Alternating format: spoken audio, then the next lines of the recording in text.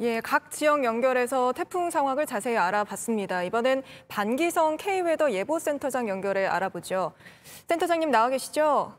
네, 안녕하세요. 예, 안녕하십니까. 서울도 아침부터 비가 내리고 있는데요. 이렇게 비가 오는 걸 보면 태풍이 점점 다가오고 있다는 게 느껴집니다. 태풍의 위치나 경로 혹시 변동된 게 있습니까?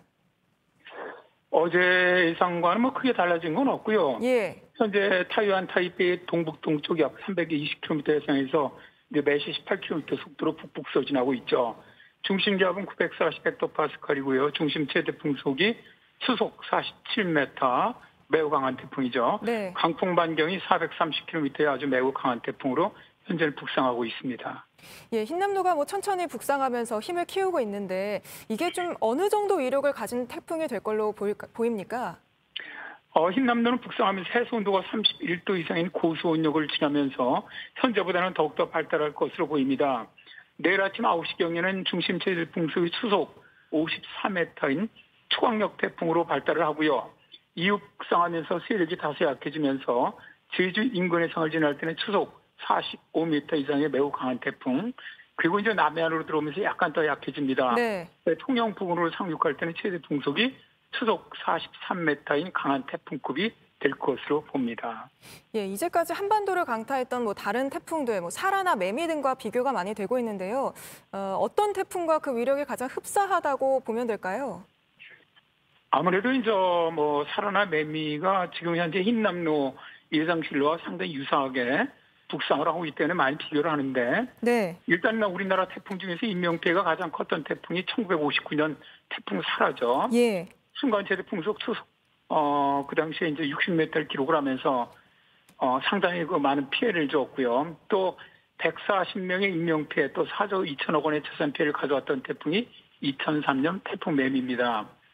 그런데 태풍이 우리나라 근접했을 때 기압치라든가 그 최대 풍속을 비교해 보면 그때 태풍과 이번에 올라오는 흰남노와의 비교가 가능한데요. 일단 제주도를 근접할 때 사라 같은 경우는 945헥토파스칼, 네. 최대 풍속이 초속 43m였고요. 매미 같은 경우는 제주도 근접할 때 최저 기압이 950헥토파스칼, 최대 풍속이 41m 정도였습니다. 근데 이번 흰남노 같은 경우는 이 두 개의 태풍보다 기압도 낮고, 예. 또 풍속도 더 강하거든요. 그러니까 실제로 제주 인근에 접근했을 때 이번에 올라오는 태풍 흰남노가 두 개의 태풍보다 더 강하고요. 아, 예. 특히 부산에 이제 가장 근접했을 때 경우에도 사라가 40.7m, 매미가 38m인데 반해 현재 예상으로는 흰남노가 43m 정도 되거든요. 예. 그러니까 사실 가장 어떻게 보면 우리나라에 상륙했던 태풍 중에서는 위력이 강한 태풍이라고 보시면 되겠습니다. 예, 그래서 특히나 또 너무 걱정이 되고 있는 상황인데요. 수도권 같은 경우에는 인구가 밀집해서 살고 있는 지역 아닙니까? 수도권 쪽은 어떤 영향을 받을 걸로 보입니까? 이번 수도권 쪽 지금 현재 예상대로라면 이제 결국 6일이죠. 6일 아침에 이제 네. 통영 근처로 상륙을 해갖고 울산 쪽으로 빠져나가거든요. 그렇게 되면 가장 큰 피해를 입는 지역이 태풍의 우측 반원이죠. 그러니까 주로 부산이라든가 창원, 예. 울산, 포항 이쪽이 될 것 같고요.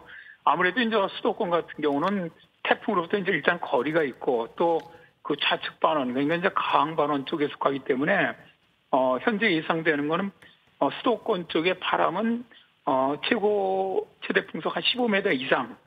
그러니까 이게 이제 입간판이 날아다니는 정도거든요. 네. 사실 이것도 상당히 강한 바람입니다. 태풍 예. 중심 쪽보다는 약하더라도 상당히 강한 바람이고, 특히 현재 서울 쪽에 비가 내리고 있는 게 북쪽에서부터 내리고 있는 기압과 연관된 구름인데 이게 내려오면서 태풍 합쳐지는 거거든요.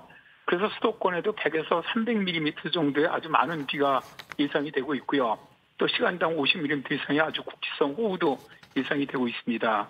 따라서 수도권에서도 상당히 조심을 해야 될 것으로 보고 있습니다.